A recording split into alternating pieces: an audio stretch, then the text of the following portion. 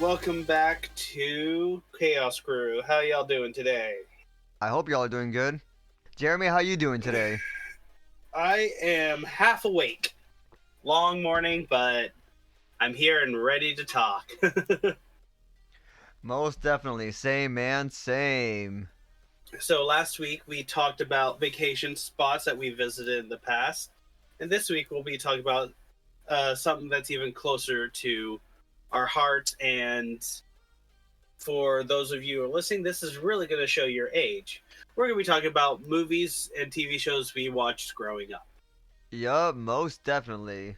So, how are we going to start this off, Jeremy? Let's start off with naming our favorite kids show and favorite kids TV show that we watched as we were growing up. I mean, kids, movie, and show? Yeah, kids movie and show. Alright, alright. So, what would be the parameters of a kids movie? Like something that's rated PG or. Just some just something that came out like at when you were a kid that you were allowed to watch. Fair enough, fair enough. I will volunteer going first. My favorite kids show growing up was Yu-Gi-Oh! The original series. Favorite kids movie was the Mighty Morphin Power Rangers movie. That is a classic. Rest in peace, Jason David Frank. I gotta say, I think my number one favorite TV show growing up was Jimmy Neutron. Good choice, good choice. Yeah, I'd have to go with Jimmy Neutron. I like Jimmy better than the other one. My favorite movie growing up would probably be Spy Kids. The first Spy Kids or. I think Spy Kids 2 is better. You know, fair. Spy Kids 2 had no reason being so good. It really didn't.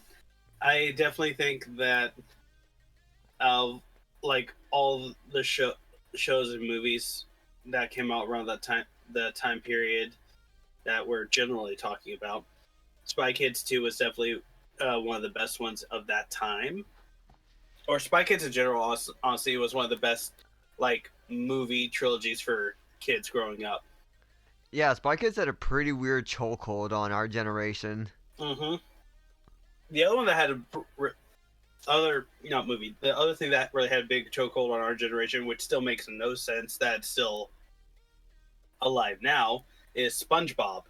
Yeah, I don't understand how that's still going on. They're still making episodes to this day.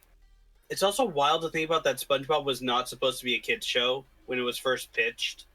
I feel like I heard that somewhere. Yeah, it was supposed to be like an adult show.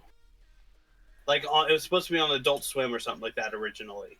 Which would make sense because they have some pretty like low key adult jokes. Oh yeah, absolutely. Mm-hmm. Like when SpongeBob is watching the sea anemone dancing and Gary walks and he has to change the channel. Just little things like that. It's wild. Yeah, it's just so weird because like the reason why we decided to talk about this is because the other day, and we are still doing this by the way, us and a couple of our friends were just chatting, and we started talking about like this old stuff we enjoyed, and talk about like how much better like the stuff we watched growing up is better than the stuff that's on now, and I said that we are going to have a watch party of all these old movies, and we are still going to do that. Just got to figure out a time for that.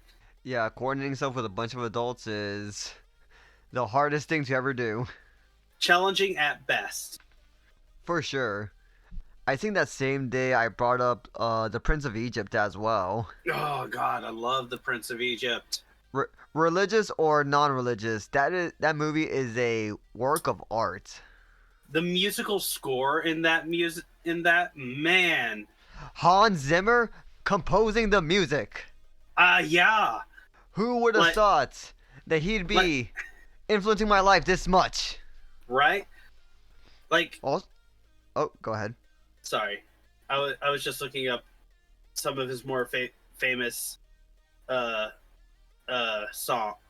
songs that people would be more familiar with. Interstellar. Interstellar.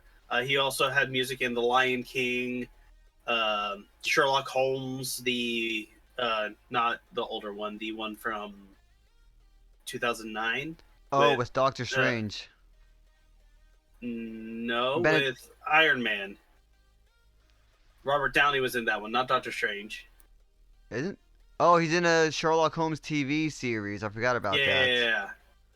Yeah, Doctor Strange is the TV series, not the show. Ah. I'm actually looking up his top 10 best soundtracks.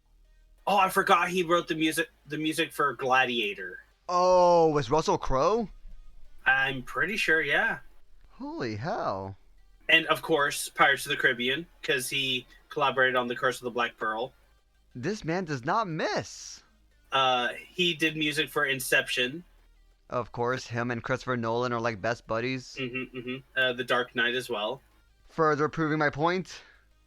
Is that from the new one or the old one?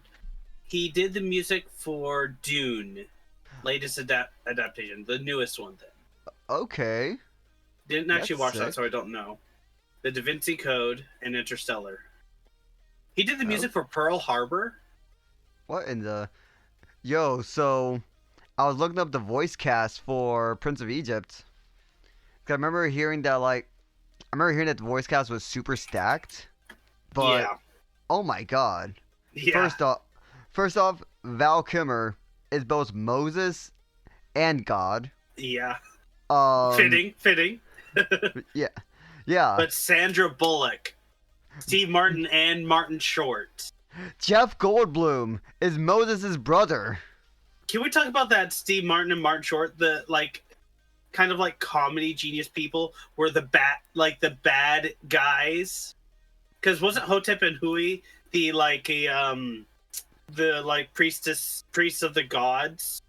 I mean, they were just like advisors to the pharaoh. I mean, yeah, but wasn't that them, the advisors? Yeah, that was them. Oh yeah. Also, Moses and Ramses' father was Patrick Stewart. Yeah. Like, what the heck is this list? Michelle No. Pfeiffer? Danny Glover? It's insane when you actually look at the list of these names. But in this same vein, another incredibly good movie that came out the same time frame as Prince of Egypt was El Dorado. That movie is goated. Yeah, it's probably one of the best, one of the better animated films that existed, and they don't have too much in the name of super famous names when it comes to the character list. Yeah, you look at the cast list, and there's a bunch of I can't even say B-list, but would you look at that? Music composed by Elton John, Hans Zimmer again. Wait, he did Road to El Dorado too? What the heck? Bro, this guy is everywhere in our childhood. What the heck? No wonder why so many people in our age range are so addicted to music. Yeah, and know that name too. My gosh, okay. I don't know if did you ever watch Sinbad growing up? Legends of the Seven Seas. I did not, unfortunately. Okay. I remember seeing the trailers all the time and wanting to go see it, but for some reason no one cared to either rent out the VHS. Wait, hold on. Oh my god. My man's made a discovery. What happened? Sinbad in this 2003 movie was Brad Pitt, the main character in this animated family film. Oh my gosh. With the evil goddess Eris being Michelle Pfeiffer. And Catherine Zeta-Jones? I had no idea that Brad Pitt was Sinbad. That is mind-boggling. I mean, it's like when you find out that the voice of Jim Hawkins in Treasure Planet was done by Joseph Gordon-Levitt. Also true. Jeez Louise. Every time I look at, I am offended. I'm looking up Shark Boy and Lava Girl, right? Yeah. Because that was a banger of a movie. Well, not a banger, but it was a good movie. It was pretty good. It was pretty good, right? Yeah. Did you know on IMDb it's a 3.7 out of 10? You know, I can't really argue against it. I can. It should have at least got like a 5. Like it's not so bad that it should be under a 5. Like, I get looking at it like objectively from like a film nerd point of view and stuff, but at the same time, it's a stupid kids movie done by Robert Rodriguez. Yeah, Just turn your brain off and have some fun. But yeah, exactly. But even objectively, it's obviously a kids movie. If you're watching as an adult, you're not going to rate it well, because like it's something you have to watch with the eyes of a kid to really enjoy. If you're watching it just to give it a review, you're not going to enjoy it, and it's going to be kind of lame, you know? A counterpoint would be, the movies that we were just talking about. Treasure Planet, Prince of Egypt. These are all movies that could be enjoyed as kids, but also enjoyed from, like, a film nerd perspective. Yeah, they can... So those other movies we talked about were primarily known for being family movies and animated movies. Fair. Shark Boy and Lava Girl is not even considered a family movie because it's not meant for adults in any shape or form. It's meant just for kids. Got me there. Hey, but let's not forget the biggest thing that Shark Boy and Lava Girl gave us. The beginning of Team Jacob. You're not wrong. It's just wild to me that... Hold on. I find that one offensive too. I just looked up Spy Kids 2, which we agreed was probably one of the best Spy Kid movies and a really good movie at the time it came out for us. Yes? Yeah. 5.2 out of 10. I think it deserves at least a 6.5. Right? I mean, come on. That movie gave us the most unnecessarily deepest quote ever said in a kid's movie. Do you think God stays in heaven because he too fears what he created? Why was that line in a kid's movie? Man, I don't know. I'm just like, are y'all kidding me? Like, it was a good movie. You would think it was Roger Ebert, like, reviewing all these movies or something. Yeah. I don't know. Like, when I look up, like, ratings for movies, sometimes it makes me depressed, because I'm just like, that was such a better movie than what these people are saying it is. Bro, welcome to the horror community. I mean, I'm not a horror guy in general. There's lots of movies that are... What's what I'm looking for? Have such a high cult following, but also such a low score, like 13 Ghosts. Biggest culprit of that. But we're not talking about horror movies today. We're talking about kids' movies. Yes, we are talking about kids' movies. And TV shows. So, what are other, like, movies you remember watching growing up? Dude, The Emperor's New Groove. Ooh, yes. I literally went the weekend it came out. I remember my family did, like, a huge outing inviting all my cousins and shit. That thing, like, so many of us in the family wanted to go see it that someone legit, like, rented out a school bus. I don't know how. I don't understand the connections. I just know that this happened. Someone, like, got their hands on a school bus, and we all got on this bus and saw this movie in the damn theater with little Ziploc baggies packed with sandwiches to sneak in. Huh. Truly a core memory. Did you know that some of the music was by Sting? For The Emperor's New Groove? Yep. I can believe it. Yeah. I'm trying to think of other, like, kids' movies that I have in my brain that are a bit different than what most people would have. I just remembered another core memory. Are you about to say Atlantis? No, but we're gonna put a pin on that for later. Okay. Do you remember when the first Chronicles of Narnia movie came out? Ooh. Dude. Ooh. So, around that time, I remember it was, like, still in the midst of the school year too. I was in 6th grade. like in preparation for the release of the movie, we were all reading The Lion, the Witch, and the Wardrobe, Of course, as you do. and then I guess like the week after the movie came out, there was a field trip planned to go see it in theater, and like and, for academic purposes, comparing contrasting the film to the book and all the other jazz. Of course, as you do. However, you've never seen so much hype energy, like a bunch of middle schoolers cheering when Aslan came back from the grave. Mm. It's a real shame that they never actually finished the Chronicles of Narnia movie series. I think they became like financial losses. Yeah, they did, because after Edmund, after Peter and Susan left, with it just being Lucy and Edmund, people lost interest, which is such a shame, because like the point of the Chronicles of Narnia is to explore more than just that one part of the family. Yeah.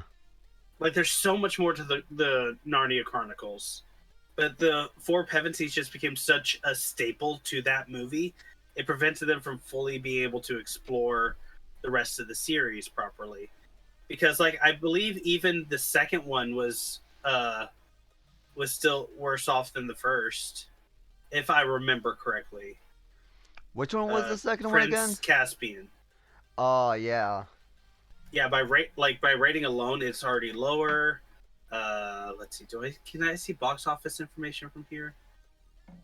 In order to see the box office, I have to use IMDb Pro. I was like, well, never mind. IMDb Pro. Okay, I'm gonna rant about that another time. Yeah. That's a separate issue. But yeah, just in general, it's just such a shame that it dropped off so much when there's still so much of the story that people haven't explored it, especially if they haven't read the books. If they haven't read the books, there's so much that they're still missing. We're looking at you, Percy Jackson. I had never read Percy Jackson, but at the same time, I don't really care about that story because I've heard bits and pieces about it, and I'm good. When I saw those movies, granted I was already like nearing the end of high school, I thought they were pretty good.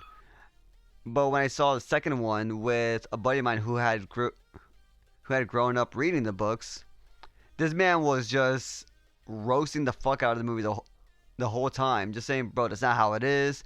That's not how this part goes. What the hell?" Yeah, there are bits and pieces of any movie that's going to be upsetting to the book readers because they can't put all the details from a book into a movie just because there's so much detail in books. It only a limited time frame for a movie. Yeah, but I think it was like big plot points that were like completely cut out from the book as well, that have a huge impact on the story. All right, I just saw something that made me cringe, and it actually made me a little bit mad. So, I cannot stand. It is kind of a movie from us growing up, but I cannot stand the Charlie and the Chocolate Factory movie. Oh, with Johnny Depp? Yes. Cannot stand it. I think Willy Wonka's too creepy. I think the Oompa Loompas are creepy.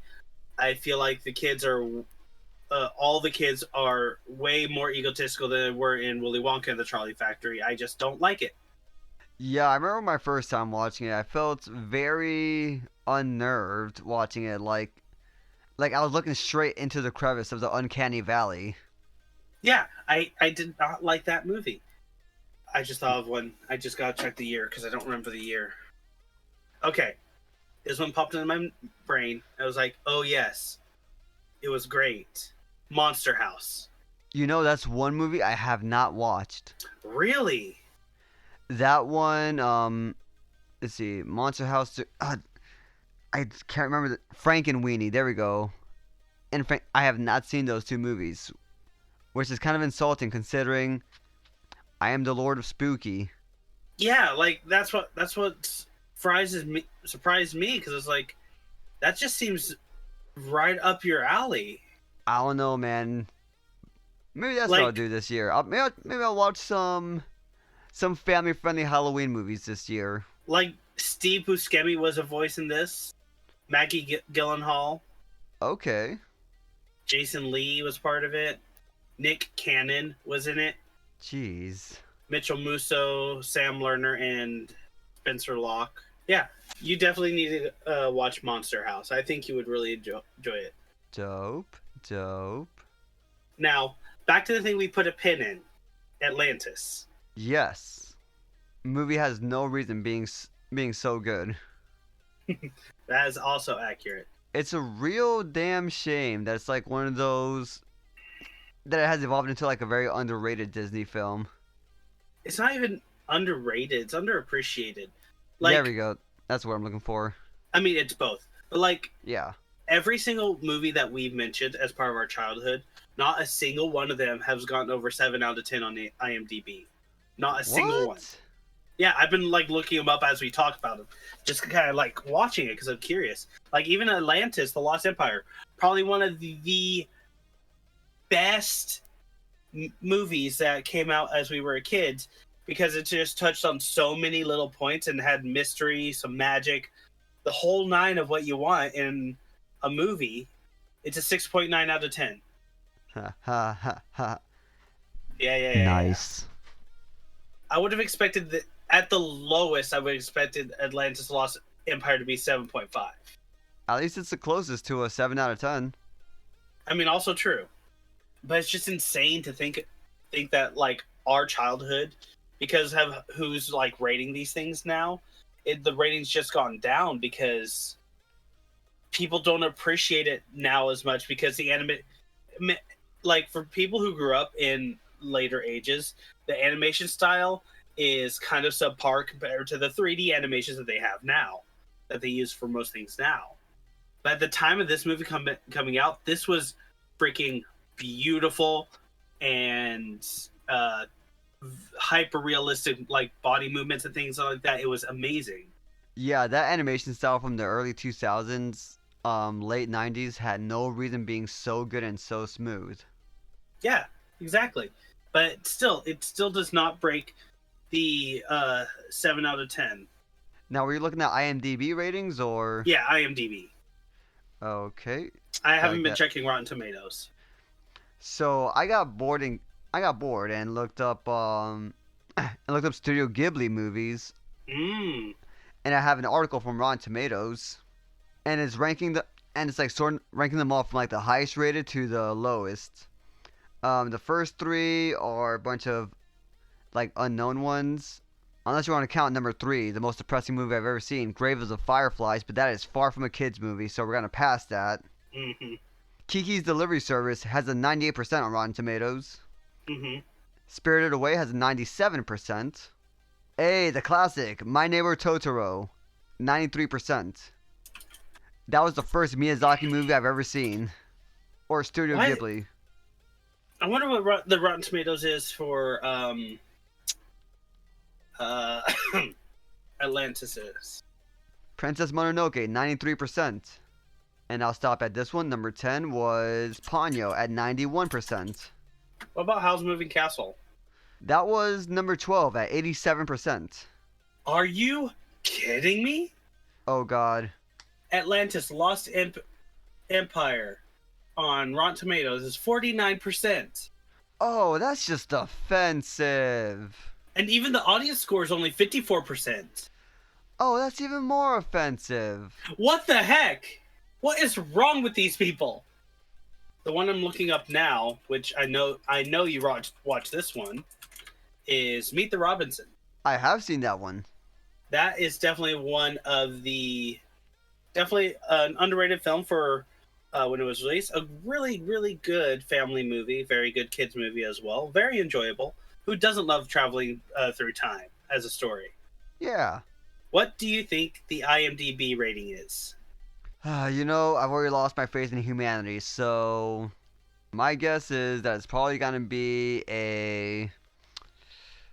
Let's see, IMDb is out of 10, right? Yes. I'm going to go with like maybe a 4.9. Not nearly that bad. 6.8. Still pretty up there. Just still hasn't still have not broken the 7 out of 10 rating. On Rotten Tomatoes, it is 67% and 74% audience score. Okay, so at least it's all like within the same range. It is within the same range. And that's definitely what I would call Meet the Robinsons. I would definitely call it like a C average film. Yeah. Now, by chance, do you remember Robots? Oh my god. The most low-key political kids film out there.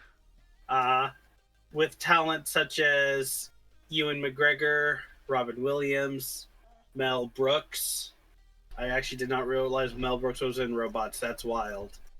That was a very good. I really enjoyed that movie. I thought it was silly. I thought the personalities of the characters were good and a very wide variety. Why did they make a robot with with a lot of junk in the trunk and call her Aunt Fanny? I mean, Fender. I mean, there's also one that's Fender, and he looks like he's been in a fender bender. So, and then there's Piper who has pipes for ears. I think it's all. I think with robots, it's just very spot on naming. Even Bigwell is a big giant robot. You know? Yeah. You got a point there. I've never actually seen the poster for Robots. I didn't realize it said Robots Prepare for Adventure. Oh my god, that's almost as bad as the movie poster I saw for The Nut Job. Which sounds like an adult film, but it's a kid's movie. It is a kid's movie. It's a squirrel movie. It's a squirrel movie. And the fact that the tagline says, "No nuts, no glory." Mm-hmm. The generation before us said, "We grew up with some weird stuff." Nah. Gen Z has grown up with some weird stuff. Yeah, that is absolutely true. I gotta say, going outside movies a little bit, when it comes to TV shows, I had very limited TV shows, and I actually really liked older TV shows more than I liked the stuff that came out around my time. Like, I loved most of the kids' TV shows. Like, I loved Jimmy Neutron. I loved Dexter's Laboratory. I swear it's not a type thing. I loved all the movies like that. They were really good. But I grew up on older TV shows. Like, I grew up watching MASH. I grew up watching Hogan's Heroes, Beverly Hillbillies. So when it comes to TV show, like our generation's TV shows, while I do know some of them, I'm not as connected with those as others are because I grew up on older stuff. I feel that. I watched a lot of, well, modern for our time cartoons when I was growing up, like Ben 10, Martin Mystery, and stuff. But the biggest thing I grew up watching was all of the anime that I would be seeing on Kids WB or back when Jetix was a thing. See, I really didn't get into anime till I was in high school because I didn't really like it. Growing up, for the most part, I grew up in a very like kind of secluded area, so I wasn't really what I watched was also what everyone else watched. There was no one with really any different opinions of movies and things like that. True. Although I will say, one of the shows, it's wild when, for us, it's super crazy. The fact that growing up watching all the TV shows we did, there was just something so exciting about a new episode coming out every week that we were just all that anticipation of getting to that day when the new episode drops. And I feel like that these shows lasted for years. You know what I mean? Like, it felt like it took forever to actually get to the end of the show. But now that you can stream it all, you can do it all in like 2 days. And it really is just a very perspective changing thing and be like, huh. Oh yeah, for sure. Like I remember one time during the earlier days of the pandemic, I decided to rewatch some Digimon. Yep. Specifically, I was watching Digimon Frontier, which was the 4th season of it, where like the kids went to the digital world and actually turned into the Digimon themselves. Yeah.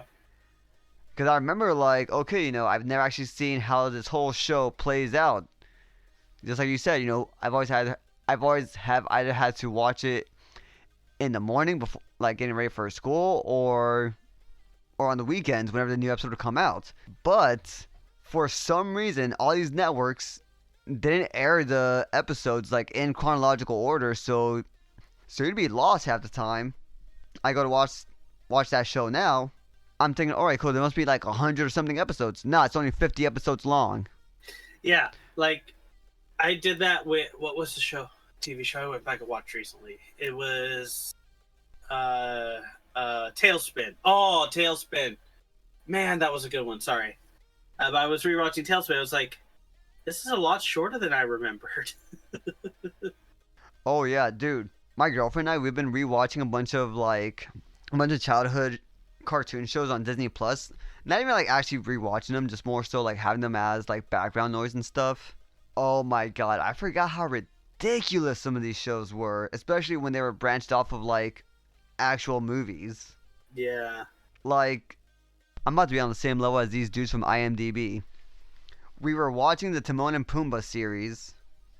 Yeah. Cause Lion King, majorly successful. Timon and Pumbaa gets their own show.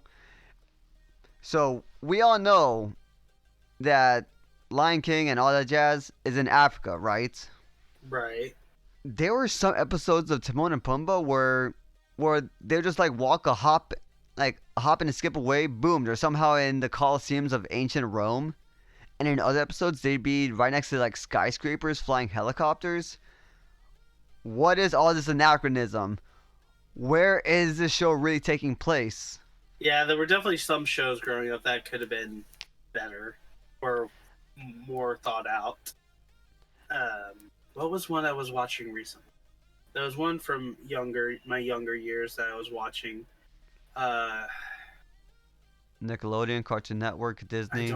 I think it was Nick, but my brain's not all there. But regardless, another one I watched recently that is on Disney Plus was Wizards of Waverly Place. Oh, nice. That one was a good one. I like that one. It had a pretty good ending. Yeah, it did have a good ending. What was it? My brain is completely blanking on the name of the show I was going to talk about. It'll come back to me eventually. Okay. I don't remember what channel this was on. I'm pretty sure it was Disney.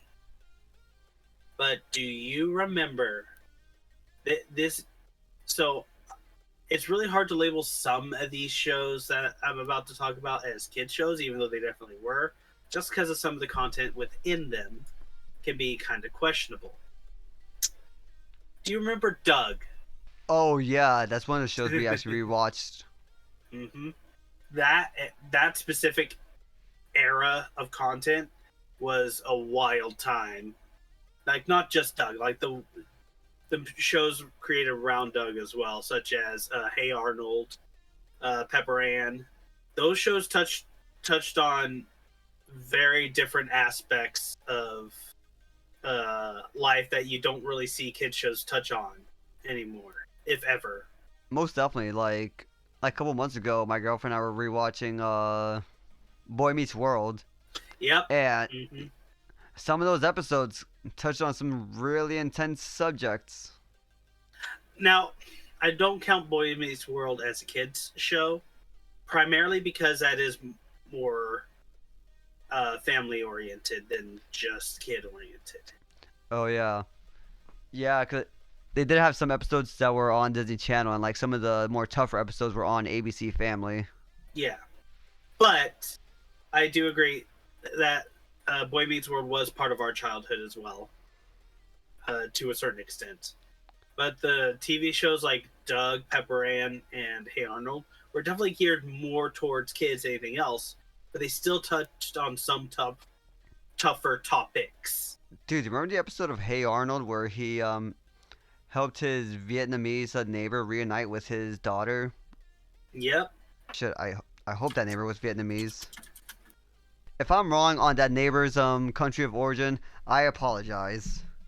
I just know that when he got his daughter back, she was at least 20 years old-ish. So I'm assuming show came out in the 90s, 70s, Vietnam War.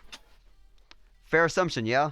Yeah, and there was other such topics in Hey Arnold that were kind of deeper in meaning than a kid would have got, but like Arnold's hat, specifically his hat. Do you know the story behind that? I can't say I do. So, as you know, Arnold always wears his little blue cap, right? Yeah. The reason why he always wears it is because he's emotionally attached to it, because that is a gift his parents gave him as a baby. And with his parents not being around, he keeps the hat with him at all times because that's the only thing he has left to remember his parents by. I forgot, did his parents walk out, or did they leave the plane of existence? I'm not sure. Let me double check. But yeah, I remember like there was some episodes of Hey Arnold that they even talked about like poverty, mental illness, etc. So his parents are just missing. Apparently they go to try to find his parents, but they never find them, apparently. I saw the title of an episode called Hey Arnold, the Jungle Movie. And that just brain blasted me of a different kid show I watched growing up, which was The Wild Thornberrys. Dude, that show was sick. Yeah. That show made a whole bunch of kids realize, whoa, it would be so cool if I could talk to animals. Yeah. I'm kind of curious how much, like, what that concept of talking to animals inspired. Like, there was other things that other people who could talk to animals beforehand in various random things. But I'm wondering if, for our generation, what the Wild Thornberrys inspired. You know what I mean? Well, I know the Wild Thornberrys came out around the same time of the whole initiation of the Steve Irwin crocodile hunter craze. Mm. And both of those shows definitely inspired a lot. Like there'll be like some nights where I'm like scrolling through TikTok and I'm seeing people like in our age range going out and doing like similar things. Like best example I can think of, there's this dude from Florida who's always like walking around the Everglades straight up barefoot, identifying every single animal correctly, vibing with them, and also taking out any invasive species. Not quote unquote taking them out, but actually removing them from the environment.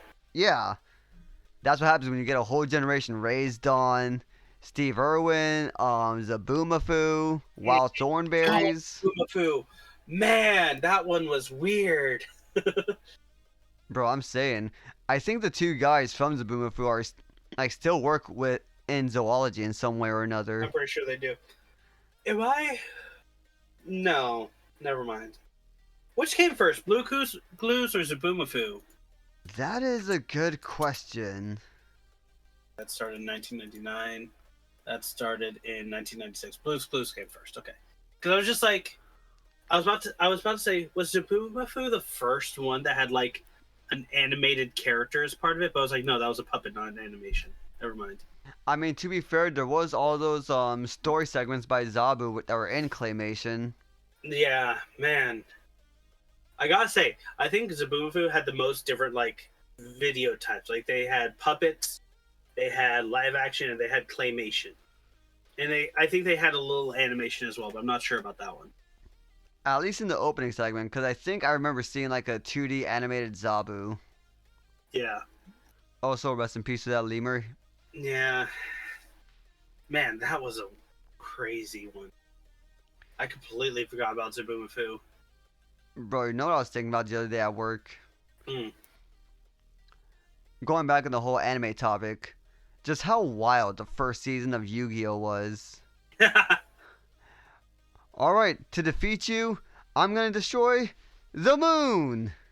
Yeah, I feel like the Yu-Gi-Oh! Series is, for me, the Yu-Gi-Oh! Series never really connected as much. Because, like, the whole concept of having to play cards to save the world was just not very connecting to me. The lore was also just so weird. Yeah. We're we're in Domino City, which is like a fictional version of New York and Tokyo, and we play this kids card game, but we take it very seriously. Also, this kids card game was actually inspired by ancient Egyptian dark arts. Yeah, like the whole Yu-Gi-Oh thing just never really connected with me. So I never really got into that one. It has inspired a good amount of jokes. Oh, it Like absolutely has, yeah. like I saw this one tweet. It was something along the lines of Yu-Gi-Oh be like, "Hey, I killed your mother, kidnapped your girlfriend, set your house on fire, and stabbed your dad. Play me in this card game." I thought of something fun for us to do in a future time. Killing my mom, stealing my girlfriend, stabbing my dad for a card game? Yeah, I never really got to Yu-Gi-Oh. It wasn't really my cup of tea. Um, but and again, I really didn't even get into anime until more of high school life than anything else. True.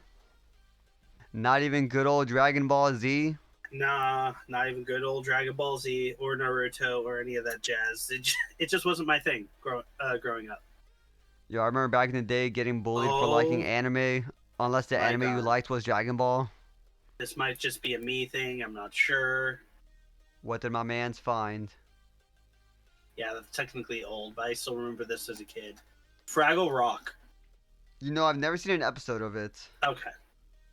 Yeah, I figured that one was a bit of a reach. But I think I see someone walking into. I think I always see someone wearing a Fraggle Rock shirt like at least every other day. Yeah, I liked it.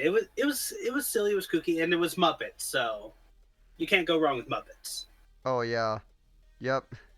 I was about to say these all look very Jim Henson. I scroll Yeah, up. Oh, yeah, with Jim he, Henson's Muppets. Yeah. All right, and I think on that note, we're gonna end it here today because we could probably talk about more like shows and movies we watched growing up for who knows how long. Because like as we're talking, more things are popping in my head. yeah, true. Might as well cut it short before this episode turns into like a 3-hour episode, Yeah, exactly. which would be quite the task to edit. Yes, it would. But it was great talking about this. It brought back a lot of memories. And again, we are definitely going to have some kind of watch party in the future. We'll figure that out, though. Dude, I'm probably gonna put on the Prince of Egypt right now if I could find it streaming anywhere. I might try to find Road to El Dorado myself. Anyway, thank you guys for stopping by. We hope you enjoyed this episode. Hope you all have a good one and enjoy whatever month we're releasing this on. Enjoy the rest of your month, regardless of when it is. I think by the time this episode comes out, it would already be in the springtime, so I hope you all are Ish. taking good care of your allergies. And not burning in the sun. Most definitely. Yes. And remember, when always play your polymerization cards. Oh my god. Well, on that note, I don't fucking know. on I that, told you I'm not familiar with Yu-Gi-Oh. I know the one word and that's it. hey man, sounds like you just don't have the heart of the cards on you. Ah, ah, ah. I barely have a heart to begin with.